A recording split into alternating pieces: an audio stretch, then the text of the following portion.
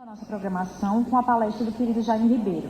Jaime é daqui de Recife, conheceu o Espiritismo ainda na adolescência. Hoje, executivo da área de educação, ele apresenta o podcast sobre a importância das habilidades humanas no mundo dominado pela tecnologia. Chama-se Humancast. É também autor do livro Empatia, Porque as pessoas empáticas serão os líderes do futuro. Vocês podem conhecer essa obra já no próximo intervalo do nosso espaço literário. O Jaime preferiu uma palestra com o tema O Homem Novo e Sua Religiosidade. Desculpem, nas relações sociais. Vou repetir o tema, tá, pessoal? O Homem Novo, Sua Religiosidade nas relações sociais. Com vocês, Jaime.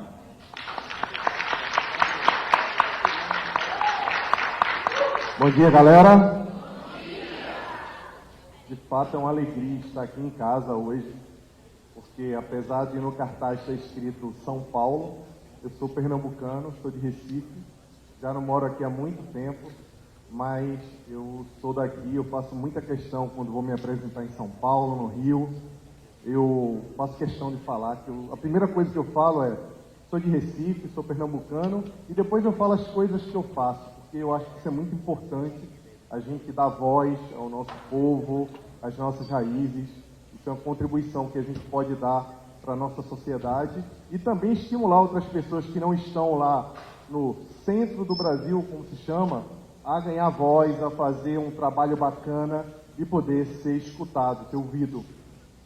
Quando a gente vai falar sobre a religiosidade e o homem novo, a primeira coisa que vem na cabeça da gente, foi a primeira coisa que veio na minha cabeça quando eu recebi esse tema é: quem é esse homem novo? Essa mulher nova também, que hoje não é nem apropriado a gente, quando vai se referir à espécie humana, ao Homo sapiens, ao ser humano, falar o homem novo. Hoje é o homem novo, a mulher nova. De quem é que a gente está falando? A gente está falando sobre a juventude, a gente está falando sobre as gerações que coexistem aqui nesse plano em transição, mas se a gente estiver falando na juventude, de que juventude a gente está falando?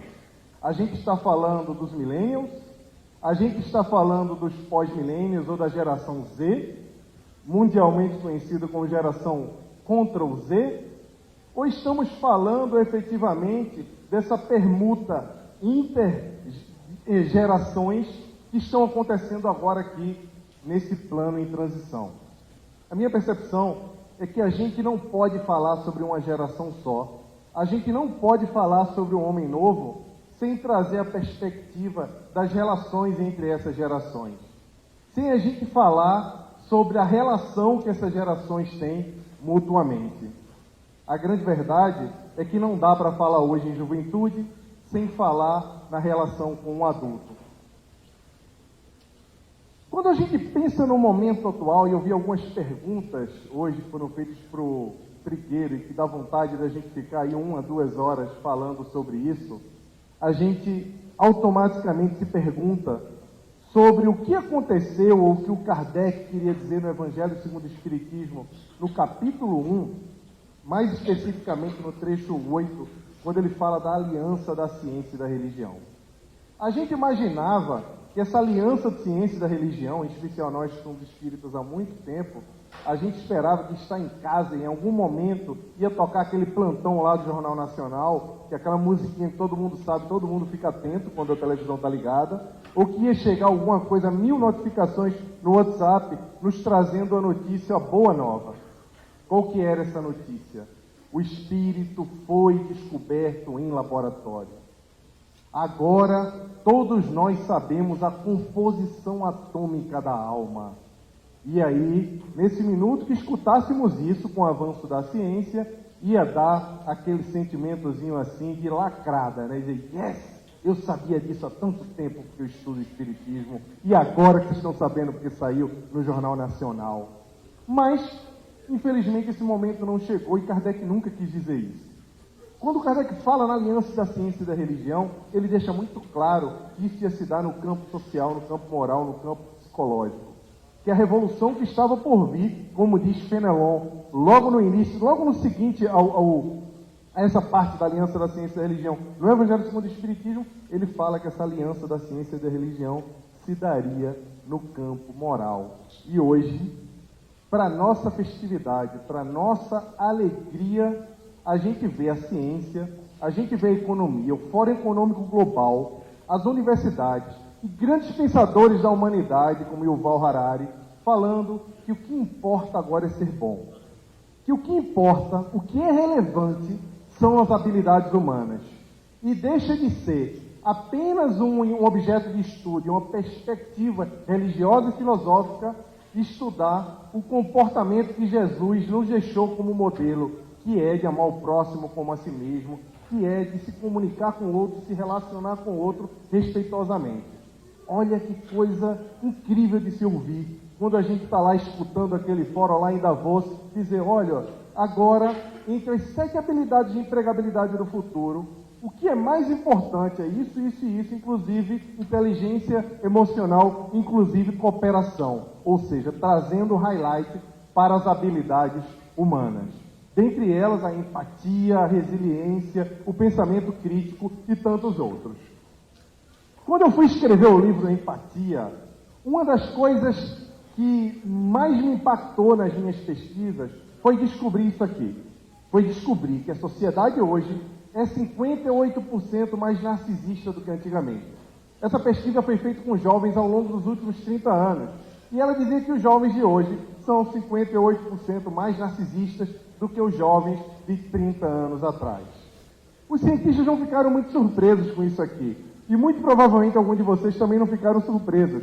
Porque não precisa de uma pesquisa na Universidade de Michigan para falar que o mundo hoje é mais narcisista. Basta abrir o Instagram, né, galera? Basta olhar lá que a gente vai ver que elegemos como o topo das sensações humanas a visão. Ou seja, ser parece que é menor do que parecer. Parecer é mais importante do que ser. E é isso que, de alguma forma, a nossa sociedade hoje, por meio da revolução digital, vem trazendo para a gente. Mas essa mesma pesquisa revelou uma outra coisa. Essa pesquisa apontou que esse mesmo grupo de jovens estudado ao longo dos últimos 30 anos pela Universidade de Michigan estavam 40% menos empáticos. Então, é explosivo. Mais narcisismo, menos empatia. E aí, os cientistas, de fato, ficaram apavorados. Imagina para nós, que somos espíritas, que desde a época da publicação da Gênese ou dos estudos da Revista Espírita, estávamos esperando a nova ordem dos espíritos. Vocês que estão aqui olhando para a gente. Nós estávamos aguardando vocês com muita festividade. Estávamos esperando esses espíritos que iam ajudar no nosso processo de transição planetária. E aí as universidades diziam para a gente, olha, a turma que está chegando aí está tendo algum problema aí, câmbio, a galera lá de cima ligou, peraí, ó, a empatia está diminuindo, o que está acontecendo? Será que é por causa da tecnologia? O que fez com que os jovens fossem perdendo a capacidade de se colocar no lugar do outro? Quando eu vi essa pesquisa aqui, eu falei, eu preciso falar para o mundo sobre isso. Eu preciso escrever, eu preciso convocar as pessoas a tomarem uma atitude e ajudar a reverter essa curva. Porque quem lê o livro sabe muito bem que a empatia é uma habilidade inerente a cada um de nós por conta dos hormônios espelho. Mas todos nós poderemos diminuir ou aumentá-la ou praticá-la. Depende da forma como nós enxergamos o mundo ou a exercitamos. De fato, o que aconteceu é que as pessoas mudaram muito. A turma que chegou de lá para cá, de fato, é diferente, como já dizia Kardec lá na Gênese, na Revista Espírita, como eu mencionei. Mas as pessoas como um todo mudaram. É outro tipo de gente que está aqui agora. E, ultimamente, a gente consegue classificar e segmentar as gerações de uma forma diferente.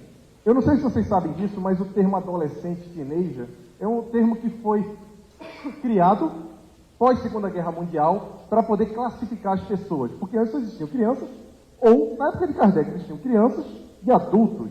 Não existiam o adolescente. Depois que esse termo foi criado, esse conceito foi criado, conseguiu segmentar e se avançou, pensando num consumo, pensando em propriedades que poderiam atender a esse público, a maioria das pessoas que estão aqui. E aí, qual foi a grande mudança que aconteceu para essas pessoas? essas pessoas novas, elas ganharam superpoderes. Nós ganhamos superpoderes. A pergunta é: nós estamos sabendo lidar com esses superpoderes que ganhamos? Quais são esses superpoderes que todos nós que estamos aqui agora ganhamos?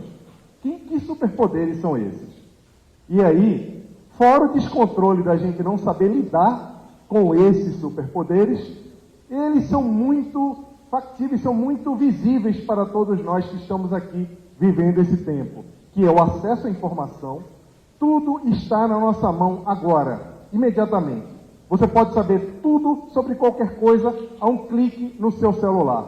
Não tem mais mistério, o conteúdo está aí pronto para qualquer pessoa acessar. Temos a capacidade de comunicação global. Agora mesmo, eu fui ontem dormir, quando eu fui dormir, tinha uma notícia de que teve um atentado no Texas, que 20 pessoas desencarnaram por conta de um atentado dentro do supermercado. Quando eu acordei hoje de manhã, estava lá. Em outra cidade dos Estados Unidos, teve um outro atentado à mão armada e desencarnaram mais 10 pessoas. Ou seja, as coisas acontecem numa velocidade muito grande e nós também sabemos na mesma velocidade. Isso serve para a informação e serve também para uma outra coisa que é muito comum hoje em dia, que a gente tem que estar atento, que é a desinformação. Mas, com toda essa loucura, com toda essa possibilidade, inclusive de relacionamentos ilimitados, porque antes, por exemplo, na minha época, na época do Adeilson, a gente, quando convivia com os nossos colegas lá de infância, muito provavelmente, se a gente se mudasse, como foi o meu caso, que eu fui para o Rio de Janeiro, eu não ia encontrar mais nunca essas pessoas. Eu não ia saber, provavelmente ia encontrar ou cruzar com elas em algum lugar e não ia lembrar delas. Hoje, a maioria de nós estamos conectados pela internet. E hoje, inclusive, a gente está conectado com tanta gente que às vezes chega aquele pedido de amizade, o pedido de seguir, daquela pessoa que você queria que não encontrasse você. Você não queria que aquele ex-crush, aquela ex-namorada, aquele ex-namorado achasse o seu perfil, mas não tem jeito, tá lá. Você exclui e pede para seguir de novo. Exclui e pede para seguir de novo. Você não queria encontrar. Você está conectado com tanta gente que até com quem você não quer, você de alguma forma vai lá e se conecta. Ou seja, nós temos essa capacidade de conexão como nenhuma outra geração jamais teve. Se fala que essa perda da empatia, essa mudança que tem nas relações sociais, essa incapacidade da gente lidar com esses superpoderes que existem aqui hoje é por conta de um negócio chamado celular. Nós demonizamos o celular. Colocamos a culpa nisso aqui, na tecnologia, para todas as nossas mazelas sociais e morais. Mas será que nos tornamos menos sensíveis por causa da tecnologia? Será que isso está acontecendo? Será que a tecnologia ela veio para nos proporcionar essa conexão, mas ao mesmo tempo está limitando a nossa capacidade humana? Isso é um bom questionamento, inclusive, que os cientistas têm feito. E tem um slidezinho aqui que explica muito bem isso, e pelo amor de Deus, pessoal, nós estamos comunicando as nossas emoções por meio de emojis. A gente fala, quando está triste hoje, às vezes minha mãe me manda um textão, está presente aqui, manda lá um textão lindo, escreve tudo, aí eu vou mandar um emojizinho de cara para ela, ela fala assim, só um emoji, filho? Um joinha, manda um coração, quando você não manda um emoji errado. A verdade é que as nossas emoções são muito complexas para nós expressarmos por emoji. Eu venho falando isso ao longo das palestras que tenho feito sobre empatia lá no Sudeste, e aí na semana passada eu estava fazendo a preparação da palestra, entrei lá no Twitter e vi, aí eu fiquei muito feliz, porque eu vi que criaram um app que mistura os emojis, que agora você pode estar apaixonado chorando, você pode estar demônio e estar apaixonado, você pode estar qualquer coisa nos emojis. Se os emojis precisam de mix para poder expressar as emoções, quer dizer que eles ainda eram limitados, então estávamos certos. A verdade é que isso aqui não contribui muito com o nosso letramento. Eu falo sobre isso no livro, e aí eu tenho uma amiga, Ângela, da Fraternidade Sem Fronteiras, que ela manda uns emojis para mim, às vezes, mas não mandei emoji, desculpa. Eu falei, eu nunca falei que eu não gosto de emoji, eu adoro emoji. Eu só falo que os emojis são insuficientes para nos ajudar com as nossas emoções, porque as nossas emoções têm uma complexidade muito grande. De fato, é muito difícil. E se a gente vem se comunicando cada vez de uma forma mais simples, isso não contribui com o nosso letramento emocional, como se fala. Muito provavelmente por causa disso que essa relação bombástica aconteceu. Do aumento do narcisismo, e da diminuição da empatia. Mas o que é empatia? Todo mundo fala de empatia. No final do ano a gente viu naquele vídeo lá que passa na televisão, quando as pessoas desejam, os artistas em especial, ficam desejando coisas boas pra gente, né? Toca aquela musiquinha fofinha e tal, todo mundo se preparando para escutar a Simone. Aqui em Pernambuco é para comer o queijo do reino, lá no Sudeste é para comer o Chester. Então cada um com a sua cultura, mas a gente ouviu muito as celebridades falarem: eu quero mais saúde para o mundo, eu quero mais paz.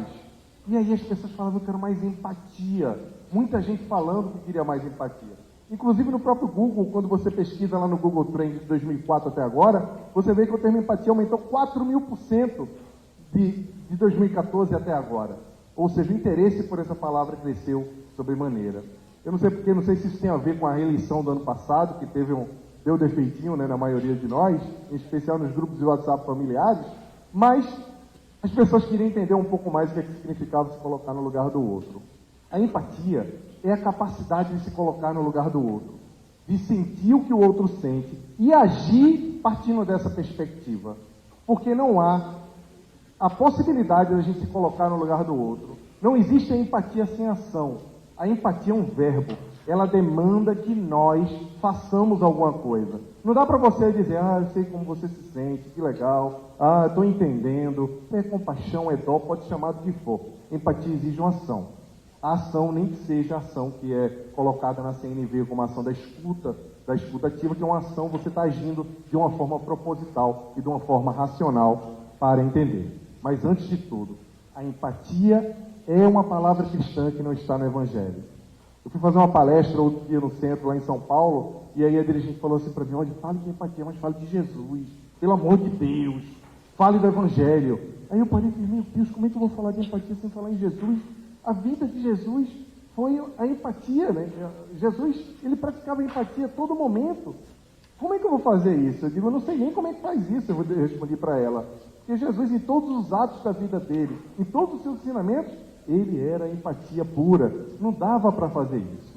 Mas hoje, no mundo VUCA, essa palavra aí que não é tão familiar para todo mundo, mas que foi criada lá após a Guerra Fria para se falar de um mundo instável e que hoje voltou à moda, voltou à tona no mundo corporativo, em todas as análises de tecnologia e de tendências. Existe um desafio na sociedade, em especial com o homem em seu epicentro. E o que é o mundo VUCA? O mundo VUCA é um mundo volátil, um mundo onde nada é feito para durar, onde as coisas não são permanentes. Eu acho que você já deve ter acontecido com você de estar no carro com alguém e aí ver uma batida de carro e o avô, o pai dizia assim: olha que carro, é plástico hoje em dia, antigamente batia e ficava inteiro, né? Ou quando você vai comprar um móvel, você achou um móvel super legal, alguém comprou um móvel, aí chega lá sua sogra, sua mãe e fala: isso aí não é madeira não, isso é compensado, madeira boa era antigamente. Vocês devem ter ouvido isso em algum momento na vida de vocês, porque as coisas hoje não são feitas para durar. São coisas voláteis, em especial as relações. A gente fala hoje: tá tudo bem, essa questão da fila anda é muito legal, mas é perigoso, né? Porque vai lá e a gente acha que tudo é volátil, tudo é perecível, nada é feito para durar e está tudo bem. E a gente tem que fazer uma reflexão também sobre isso, porque, de fato, o mundo é volátil, mas nós somos seres permanentes, espíritos eternos. E não dá para a gente separar essas coisas. A outra coisa, do U, que é da incerteza. Tudo é incerto. Por exemplo, se você hoje se toma a decisão de estudar alguma coisa, não, eu vou estudar, eu vou fazer direito. Gente, você está hoje preocupado em fazer direito, mas daqui a 5 anos, talvez, a profissão de advogado não exista ou ela seja uma profissão de nicho e os empregos acabem. Não, eu agora vou aprender coding, vou aprender a programar computadores. Sinto muito, daqui a alguns anos a inteligência artificial vai programar melhor do que qualquer humano. Isso se relaciona muito com o que eu falei lá na frente, com a aliança da ciência e da religião, quando os cientistas dizem que o que importa são as habilidades humanas, que hoje o mais relevante para se ensinar as pessoas é fazer com que elas desenvolvam essas habilidades, que são chamadas os soft skills, do que os hard skills. E o outro é a complexidade. Quando eu vou falar para os adultos, eu falo assim: pessoal, vocês já foram na gôndola de supermercado comprar sabão em pó? Vocês já foram comprar extrato de tomate? Vocês já foram fazer esse tipo de compra? Eu falo isso. Mas aqui eu vou falar de uma outra forma. Alguém aqui já ficou 45 minutos tentando escolher um filme ou uma série na Netflix e não assistiu nada? Levanta a mão aí, só para ter uma ideia. Caraca, ali, ó. E aí, vamos assistir o quê, amor? E aí? E aí? Eu daqui a pouco, pô, tô com sono, não vamos assistir nada não, vamos dormir. Acabou, é ou não é? A complexidade é essa, é muita coisa para escolher, e aí, para o jovem em especial, a gente tem um grande problema, que é a gente tem muito conteúdo, como a gente nunca teve até então. O que vale agora é a gente ter capacidade de escolher esse conteúdo. E por último, a ambiguidade. Que é a ambiguidade que traz a confusão do VUCA como um todo, e faz com que nós estejamos extremamente confusos. É a ambiguidade de tudo pode, tudo é possível, tudo está certo, e isso causa uma confusão muito grande, porque no mundo volátil, instável, complexo e ambíguo, é difícil de viver, é complicado. Por isso, muito provavelmente, que as taxas de suicídio aumentam tanto, as pessoas têm complexidade enorme para escolher as coisas. Eu vou na cafeteria, tenho que escolher o tipo de café. É o café, o latte, o frappuccino, o com leite, com não sei o que, com não sei o que lá, adoçante, qual tipo de adoçante que você quer, tudo. Pelo amor de Deus, eu não quero escolher isso. Eu quero uma simplicidade maior na minha vida. Dia de resto, quando eu estou na cafeteria, alguém pergunta isso para mim, eu olho com um sorriso e falo assim: você escolhe o que você mais gosta para mim, por favor? Eu vou ficar muito feliz com o que você gosta. Eu não quero escolher esse café, é muito difícil para mim. São 10 tipos de café. Mas, qual que é o papel do homem, então? O homem novo, o homem do século XXI. Qual que é o nosso papel, então, com essa instabilidade, com essa interseção da ciência e da religião? Qual que é o nosso papel diante disso tudo? As nossas relações mudaram completamente. Nós hoje temos menos contato olho nos olhos. As redes sociais estão aí para conectar tanta gente. É muita gente conectada e pouco contato olho no olho. Obviamente, isso tem um impacto na forma como a gente se comunica e na forma como a gente se relaciona. A grande verdade é que as redes sociais, elas criaram uma nova dimensão nas nossas relações. Porque não é por acaso que ninguém aqui precisa pagar para fazer o perfil, tá? Se alguém ainda tiver perfil de rede social de casal e etc, ou algum amigo, avisa que não paga não, pode ter 2, não tem problema, tá? Cada um pode ter um, não paga não. Mas por que não paga? Por que efetivamente não paga? Porque nós é que somos os produtos. Eles querem que nós fiquemos mais tempo conectados. A ideia da rede social como instituição, como empresas que foram criadas por gênios, bonzinhos, que queriam conectar apenas as pessoas, não é bem uma verdade mais. Então, tudo que a gente olha, que posta, que curte, que faz, atrás, logo depois de um post fofinho do sobrinho bebê, ou daquele crush que você coloca abraçando, beijando, daquele último amor da vida que você coloca lá no teu timeline, tem uma empresa, um gigante das redes sociais, da tecnologia, coletando cada informação, cada curtida, cada coisa que você faz no seu comportamento. Então, isso também tem um impacto na nossa vida. E aí, o que é que vai importar, pessoal? Eu vou precisar de mais 5 minutinhos, senão, tá? O que é que vai importar? Que vai importar o senso crítico, que é uma outra habilidade do século XXI, um outro soft skill. É a gente ter capacidade de ver tudo e separar. Nesse mundo complexo, nesse mundo que tem muita coisa para escolher, o senso crítico é o que vai contar. É a gente saber escolher. A gente precisa saber escolher. Por quê? Hoje em dia, por exemplo, você precisa ler. Ouviram o que o Raul falou aqui. A gente é muito jovem e diz, o acolhimento na casa espírita não está tão bom. Mas a gente precisa estudar. Tem muito conteúdo na internet, tem muito conteúdo fácil em blogs e etc. Mas a gente precisa estudar a codificação espírita. É mais fácil, é mais seguro para a gente poder desenvolver a nossa lucidez e a gente saber o que é efetivamente relevante. 5 anos, mais de 50% de todas as nossas atividades de rotina vão ser dominadas por robôs. Se você hoje consegue descrever o que você faz, inclusive dentro da casa espírita, eu consigo descrever as coisas que eu faço dentro da casa espírita. A tecnologia, o robô vai tomar conta da sua atividade lá. Mas essas coisas que você consegue descrever, inclusive a sua profissão, muito provavelmente vai ser substituído por um robô ou por uma inteligência artificial. Isso parece Black Mirror, tudo que a gente falou. Parece Black Mirror, mas está acontecendo agora. Não é o futuro. Isso está acontecendo imediatamente agora. E aí a gente chega no futuro. Como será o futuro diante disso? Eu vou fazer uma simulação aqui com vocês para a gente ver como é que vai ser o futuro. Vou usar aqui meu celular para chamar o nosso querido Google Assistant. Ok, Google, quem foi Allan Kardec? De acordo com Wikipédia, Hippolyte Léon Denis de Rivail foi um influente educador, autor e tradutor francês. Parece que o Google sabe, né? Google, o que é o Espiritismo? De acordo com Wikipédia, Espiritismo, doutrina espírita. Kardecismo ou Espiritismo kardecista é uma doutrina religiosa e filosófica mediúnica ou moderno espiritualista. Parece que o Google também sabe. Bom, vamos deixar um pouco mais complexo. Qual foi o ano do lançamento do Livro dos Espíritos, Google? A gente aprende isso numa das aulas, já logo depois da primeira revelação, na terceira, fala logo, né? O Livro dos Espíritos, 1019 perguntas, e foi lançado em 1857, 18 de abril, não é isso? Vamos ver se o Google sabe, já que nós espíritos achamos que é tão relevante ficar 1 hora falando sobre essa data. 18 de abril de 1857. Qual o maior país espírita do mundo, Google? Aqui estão algumas informações sobre qual o maior país espírita do mundo? De acordo com Wikipédia, apesar de ser uma religião completa e autônoma apenas no Brasil, o espiritismo tem se expandido e, segundo dados do ano 2005, conta com cerca de 15 milhões de adeptos espalhados. Mas vamos lá, vamos melhorar. Google, o que significa felicidade?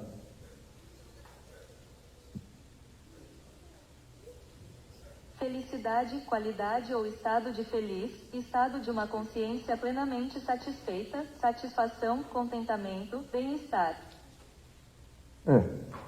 Ele sabe. Mas, o que é felicidade para mim, Google? Saber que os cavalos marinhos machos engravidam me deixa feliz, falar com você também. O que é felicidade para mim, Google? Saber que os cavalos marinhos machos engravidam me deixa feliz, falar com você também. Gosta de falar comigo. Outro dia eu estava tão carente que a Siri falou, oi papai, eu me derreti. Então, vamos ver aqui se o Google realmente vai resolver a vida da gente, se a tecnologia é a resposta. Google, estou triste. Me ajuda. Se eu tivesse braços, eu te daria um abraço. Como não tenho, quem sabe, uma piada, uma música ou sessão de meditação não ajuda. Muito fofinho. Mas olha, eu acho que o Google não está preparado ainda para resolver as nossas questões emocionais. A tecnologia nos ajuda muito, mas ainda não está preparada para falar de humanidade, para nos ajudar. Eu duvido que se eu dissesse que estou triste, alguém ia dizer assim, se eu tivesse braço, Jaime, eu te dava um abraço. Alguém aqui ia me dar um abraço, não ia dizer que não tem braço. Mas como vamos estudar o Espiritismo agora, se a tecnologia chegou? Vamos chegar, o jovem chega na casa espírita, a gente vai dizer, tá aqui, ó, 5 livros, vai lá, lê a codificação toda e você está pronto, é isso? Alguém já viu isso? Já? Você não é espírita não, nunca leu a codificação? Agora a moda é o seguinte, você diz que leu a codificação, a pessoa vira assim e fala, e a revista espírita, você já leu toda? Dá vontade de falar um palavrão quando a pessoa fala isso. Mas que bom que a gente agora tem a Kardecpedia. Kardecpedia você pega lá, separa, vai por assunto, entende, para a gente poder se concentrar no que é relevante. Claro que a gente vai continuar consultando e olhando a codificação, mas hoje a gente tem a codificação na nossa palma da mão e a gente pode consultar por assuntos. E não tem problema nenhum, porque está tudo lá classificado, inclusive por assunto, depois ele diz até na revista espírita, o que está lá contendo. Mas, para concluir, estou vendo que o pessoal está agoniado aí, mas cortaram meu tempo, eu não tenho culpa, né? Eu vou estourar, vai dar isso, Ana Paula, na cara de pau, que é muito importante a gente falar sobre isso aqui, que são os 3 pilares da casa espírita. Uma é o trabalho, a outra pilar é a doutrina e a outra é a convivência. Não dá para a gente falar hoje só em instituição séria, uma instituição só tendo um trabalho doutrinário que é bom, bem orientado. Não dá para a gente falar só que a instituição é bem orientada quando ela tem campanha do quilo, quando ela tem visita, quando ela tem um trabalho social. Se nós não cuidarmos da pilar convivência, que é a forma como o acolhimento se dá, a forma como a gente se relaciona, o que é que vai acontecer? A casa espírita não se sustenta. Porque hoje a gente entra no centro e tem logo um corredor para ir para a sala.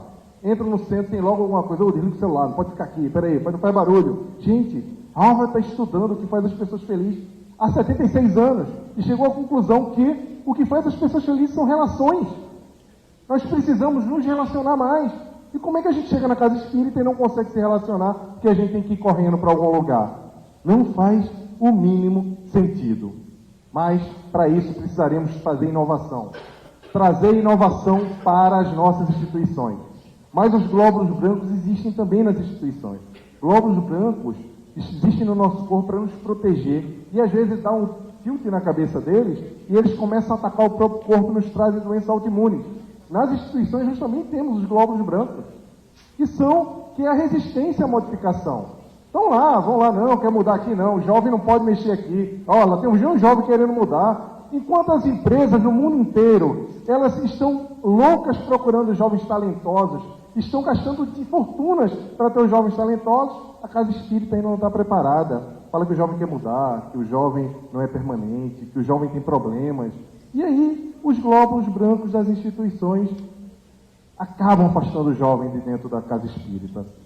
Porque todo mundo quer inovar. Todo mundo quer botar camisinha de jovem assim, ó, e quer dizer que é jovem. Mas nós somos pessoas que adoramos a juventude. O jovem mesmo são vocês. São as pessoas que fazem a diferença na casa espírita e que precisam ter mais espaço.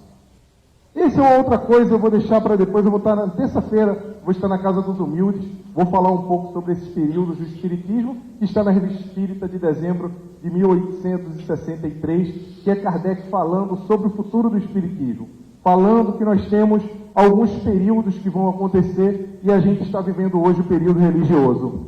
Em seguida vai vir o período intermediário e logo em seguida nós teremos um período chamado da renovação social. E desculpa se todo mundo achava que vai todo mundo andar de bata igual a Emmanuel no futuro. Não, a gente vai andar assim mesmo. Vai ser robotizado, vai ter chip dentro do corpo. Ninguém vai andar aqui de bata e com pergaminho na mão. A tecnologia chegou e esse nosso imaginário, ele de fato já foi destruído. Mas, gente, como é que a gente vai lidar com tudo isso? Como é que a gente vai lidar com todas essas mudanças? Com os superpoderes de vocês. Nós, a nossa geração, conta com vocês para mudar esse mundo. E para isso eu trouxe aqui, ó, essas pessoas, que são pessoas maravilhosas, deixaram um recado para vocês, que eu vou pedir para passar o vídeo aí para vocês se conectarem com essa turma.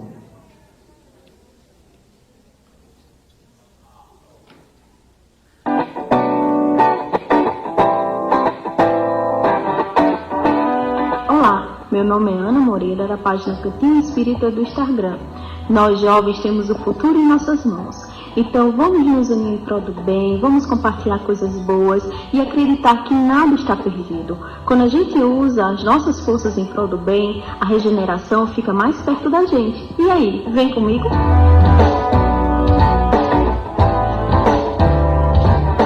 Oi, boys and girls, tudo bem com vocês? Carol Oliveira, do canal Menina dos Espíritas aqui. E o meu recado vou parafrasear Leon Denis. Se a gente quer um novo mundo, a gente precisa investir nos novos homens e mulheres, que são a juventude. Então eu espero sinceramente que a gente possa cada vez mais abrir as portas do nosso centro espírita e do nosso coração para a juventude. Beijo!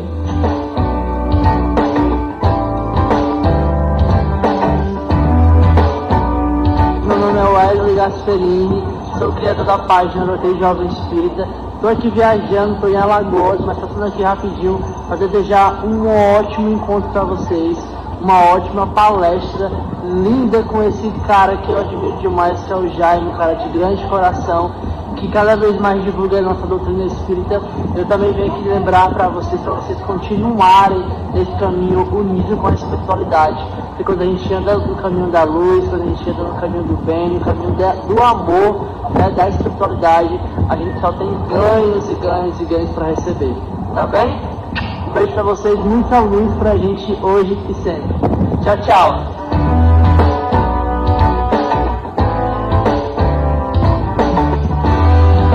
pessoal, eu sou o Júlio Sena, criador do canal Coaching Espírita, e eu acredito que o planeta de regeneração está chegando, mas ele vai precisar de construtores, pessoas que possam, através das suas atitudes, dos seus pensamentos, das suas palavras, construir um novo mundo. Por isso, eu acredito que a juventude espírita deve ser cada vez mais ouvida, olhada nos olhos e sentida, e a gente pode, juntos, construir um mundo melhor. Bora lá?